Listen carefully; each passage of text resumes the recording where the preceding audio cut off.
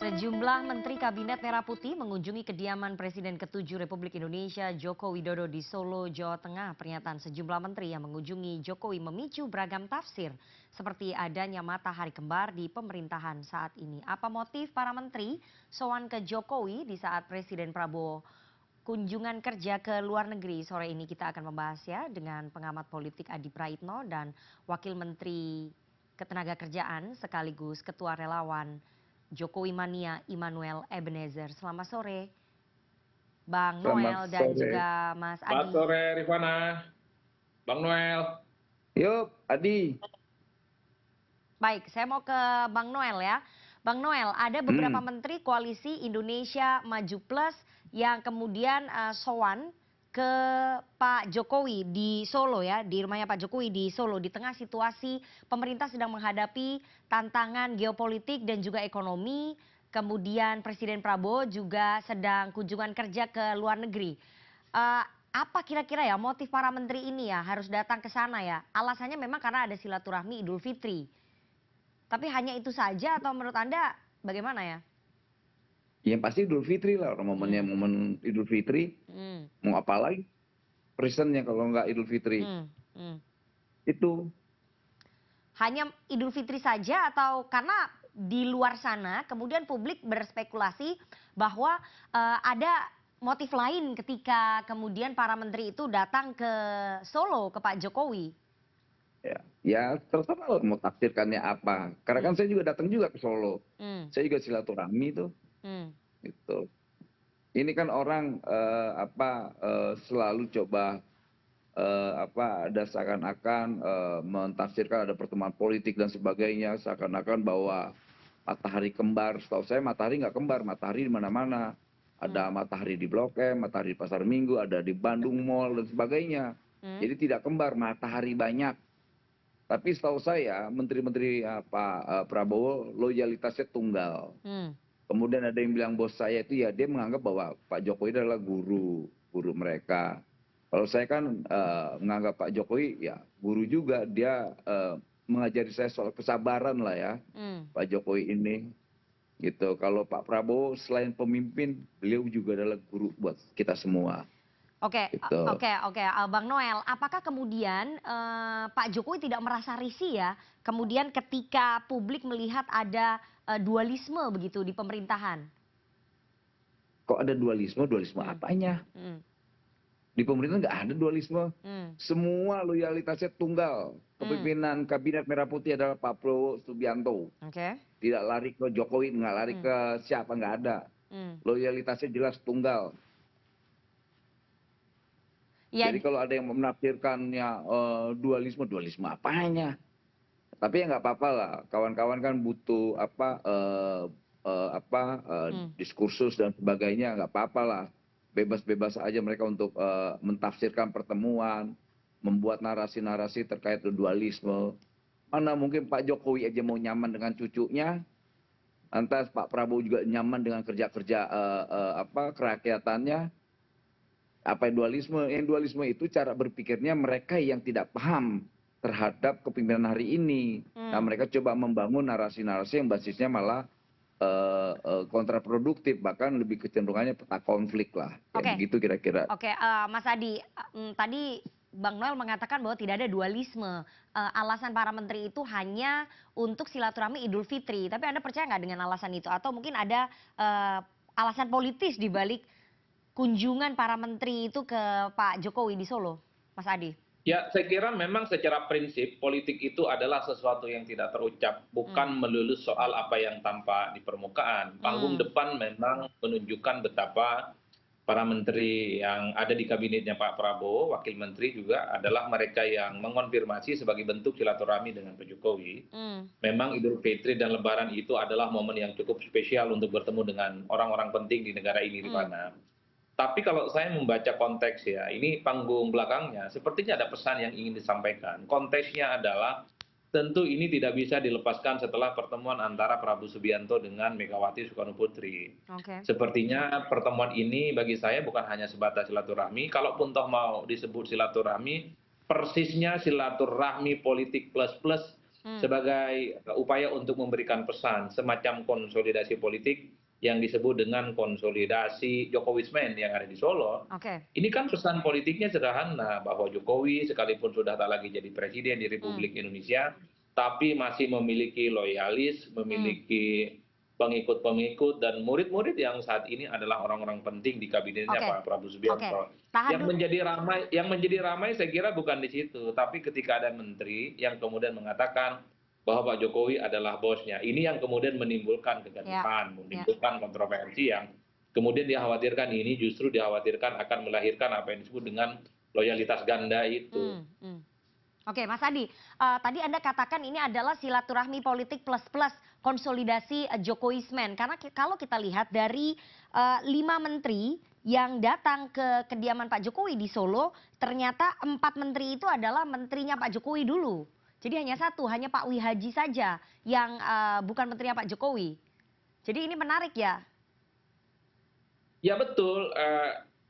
Pak Wihaji itu kan sebenarnya tidak terlampau disorot oleh publik ya. Tapi kan kalau kita mau jujur satu persatu, Golkar hari ini itu kan dianggap sebagai Golkar yang memiliki kontribusi penting yang dikaitkan dengan Pak Jokowi. Begitupun dengan PAN hari ini adalah PAN di mana yang memiliki irisan dekat dengan Pak Jokowi. Menteri dan wakil menteri termasuk Bang Noel adalah sosok yang memang selama ini diidentifikasi sebagai orang yang betul. Jadi wajar kalau kemudian konsolidasi itu dianggap sebagai bentuk bagaimana memberi pesan politik. Pak Jokowi adalah orang penting, pengikutnya juga banyak, loyalisnya juga tersebar di mana-mana, termasuk para menteri Pak Prabowo Subianto per hari juga adalah orang-orang Jokowi. Tapi bagi saya nggak ada soal kalau cuma show off politik ya untuk disampaikan misalnya kepada Megawati ataupun kepada pihak yang menjadi rival Jokowi selama ini. Tapi yang paling penting adalah soal bagaimana loyalitasnya kepada presiden. Makanya secara prinsip sekalipun misalnya menteri-menteri ini punya bos lain, punya sandaran politik lain di luar presiden, minimal statementnya tidak terlampau vulgar. Mestinya cukup dengan silaturahmi, cukup berkunjung, cukup foto-foto, itu kan publik sudah bisa menangkap bahwa adanya kunjungan semacam ini adalah sebagai bentuk asosiasi bahwa Pak Jokowi banyak orangnya saat ini. Makanya tidak mengherankan ketika muncul 2 menteri yang mengatakan Pak Jokowi juga adalah bosnya.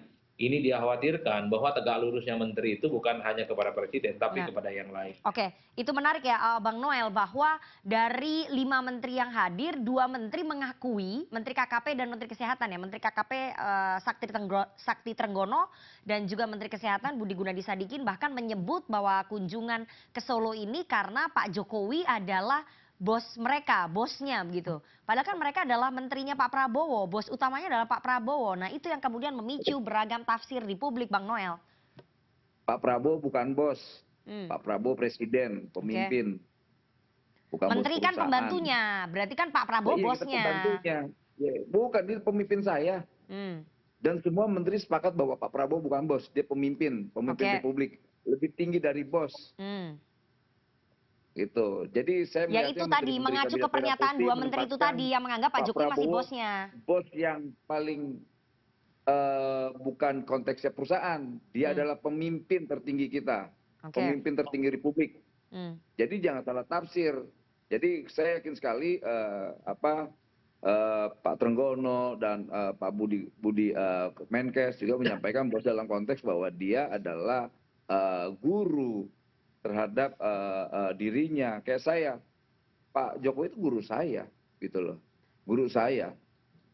Bukan pemimpin saya ya, dia guru saya. Saya menempatkan pada porsi yang pada porsinya lah ya.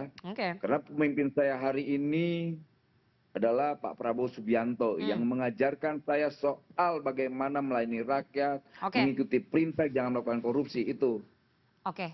Baik, tapi itu tadi dikatakan oleh Mas Adi, jadi ini sekedar show off politik, ingin menunjukkan bahwa ini silaturahmi politik plus, ingin menunjukkan bahwa ini adalah Jokowismen begitu. Pak Jokowi masih punya kekuatan begitu. Pak Jokowi masih dianggap sebagai bos dari para menterinya Pak Prabowo. Bagaimana itu Bang Noel?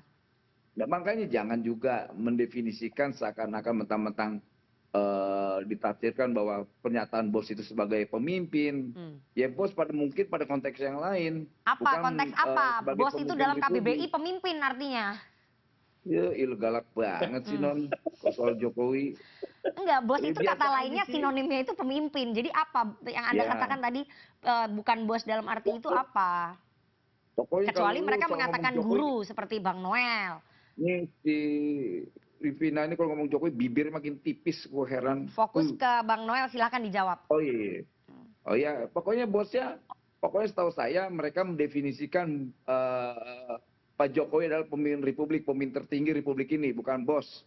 Hmm. Kalau bos itu cuma selevel kotak sebuah perusahaan, nggak lebih dari itu. Kalau bos itu kan cuma apa lingkupnya kecil, sebuah perusahaan kecil, gitu. Di bengkel juga ada bos bengkel, di pasar juga ada bos pasar.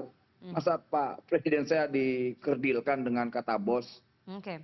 Presiden saya adalah Presiden Republik dan pemimpin tertinggi di Republik ini adalah Pak Prabowo Subianto. Dan loyalitas Kabinet Merah Putih adalah loyalitas tunggal. Dan itu tidak ada lagi di luar definisi itu. Oke, baik. Saya ke Mas Adi ya. Mas Adi, apakah dengan menyebut Pak Jokowi sebagai bosnya itu gimana? Itu kelepasan atau memang masih dalam pemikiran para menteri itu bahwa memang ya Pak Jokowi masih pemimpin mereka begitu? Bagi saya dalam politik tidak ada yang kebetulan, Rifana. Sepertinya memang ini disengaja untuk menyebut bahwa Pak Jokowi itu adalah bos. Sebenarnya bos itu adalah identifikasi sebagai sosok yang memiliki kontribusi penting terhadap orang tersebut ya. Dalam konteks itu sebenarnya tidak perlu juga agak reaktif misalnya ketika ada menteri yang mengatakan Pak Jokowi itu adalah bos mereka. Cuman ketika yang bicara itu adalah pejabat publik, pembantu-pembantunya Pak Prabowo, itulah yang kemudian memunculkan sentimen yang per hari ini menimbulkan polemik tentang adanya matahari kembar. Apalagi kita sering mendengarkan statement-statement elit lain seperti Pak SBY, saya menghitung hampir 6 Ya, kali Pak SBY selalu menyebut. mengingatkan soal bagaimana jangan sampai ada matahari kembar dan seterusnya dan seterusnya. Artinya pada level elit sekalipun sebenarnya sudah terkonfirmasi soal jangan sampai misalnya ada anasir-anasir lain di luar kekuasaan presiden. Tapi bagi saya ala kulli hal yang dikeluhkan oleh Pak Prabowo Subianto itu kan dari dulu adalah soal komunikasi politik ya. Mungkin niat para menteri Jokowi Wismin adalah untuk merekatkan silaturahmi, konsolidasi politik dan seterusnya. Tapi ketika muncul bahasa-bahasa bos itulah yang kemudian menimbulkan reaksi yang agak sedikit berlebihan karena memang selama ini Pak Jokowi dengan Pak Prabowo itu tidak bisa dilepaskan dalam konteks hubungan presiden dan menhan. Tapi ketika Prabowo Subianto sudah jadi presiden, saya kira posisinya Pemimpin adalah tertinggi presiden. Republik ini tetap Pak Prabowo Subianto ya Ya sebagai mestinya presiden. sudah mulai harus dijauhkan dari kesan-kesan apapun. Nah, saya kira di situ sebenarnya perdebatannya Rifana.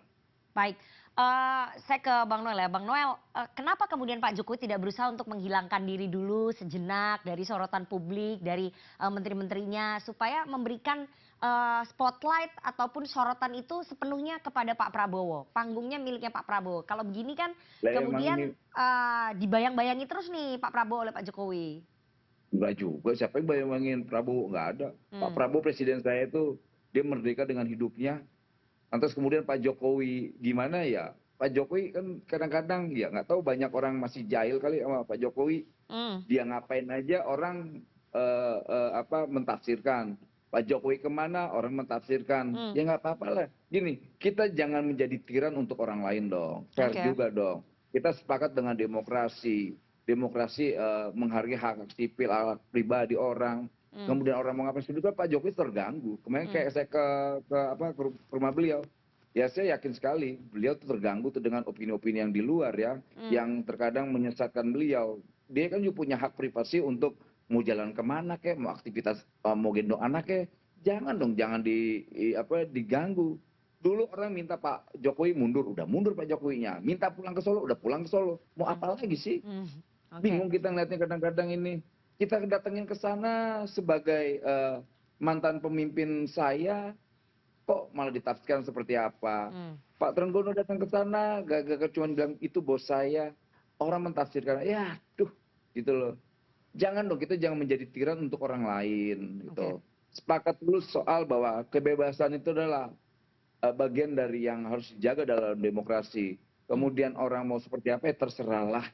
Itu pokoknya yang pasti kementerian di Kabinet Merah Putih ini loyalitasnya terhadap panglima tertinggi yaitu Presiden Prabowo Subianto. Nggak ada yang lari dari situ. Dan saya yakin nggak ada yang berani menteri-menterinya melakukan aneh-aneh, keanehan-keanehan yang lain tuh. Oke, saya terakhir ya ke Mas Adi. Mas Adi, apa yang kemudian terjadi jika kemudian peristiwa seperti ini terulang kembali? Apakah kemudian Pak Prabowo akan terus dibayang-bayangi oleh Pak Jokowi? Ya saya kira Bayang-bayangin dulu bahasanya ya saya kira memang politik itu sebentar Bang Noel, kasih kesempatan dong Bang Adi, Mas Adi. ya Rifana, politik itu kan soal persepsi ya, jangan sampai sesuatu yang baik tapi komunikasi publiknya itu kurang oke, justru akan menimbulkan hal-hal yang sifatnya negatif. Saya kira tidak ada yang berani menteri dan wakil menteri itu memiliki loyalitas ganda kepada pihak lain selain Prabowo ya. Tapi sekali lagi mesti dihindari istilah-istilah ketua, istilah-istilah apa namanya bos, istilah-istilah pimpinan dan seterusnya. Ini tentu adalah masa-masa sensitif karena memang pada saat yang bersamaan bahwa publik masih melihat pemerintahan hari ini memang itu tidak bisa dilepaskan. Bagaimana kontribusi Pak Jokowi sebagai mantan presiden yang dinilai pengaruhnya masih cukup kuat. Salah satu buktinya adalah begitu banyak menterinya Pak Prabowo yang ya mostly di antara mereka mayoritas adalah menteri-menterinya Pak Jokowi di zaman dahulu. Saya kira di situ sebenarnya Rifana. Oke. Jadi para menteri kabinet merah putih ini harus berhati-hati ya dalam komunikasi publiknya, dalam memberikan citra ke publik begitu ya, sehingga tidak muncul beragam tafsir di publik terkait dengan kepemimpinan yang harusnya tunggal saja, yakni pemimpin tertinggi di Republik ini adalah Presiden Republik Indonesia Pak Prabowo Subianto. Terima kasih kepada dua orang narasumber yang sudah hadir dan bergabung di CNN Indonesia Newsroom pada sore hari ini. Ada Wamenaker sekaligus Ketua Relawan Jokowi Mania Immanuel Ebenezer dan juga Direktur Eksekutif Parameter Politik Adi Praitno. Sehat selalu Bang Noel dan juga Mas Adi. Bang Noel sabar Terima kasih Rifana. Bang Noel. Thank you Di. Sudah mantap jadi jubir sebenarnya.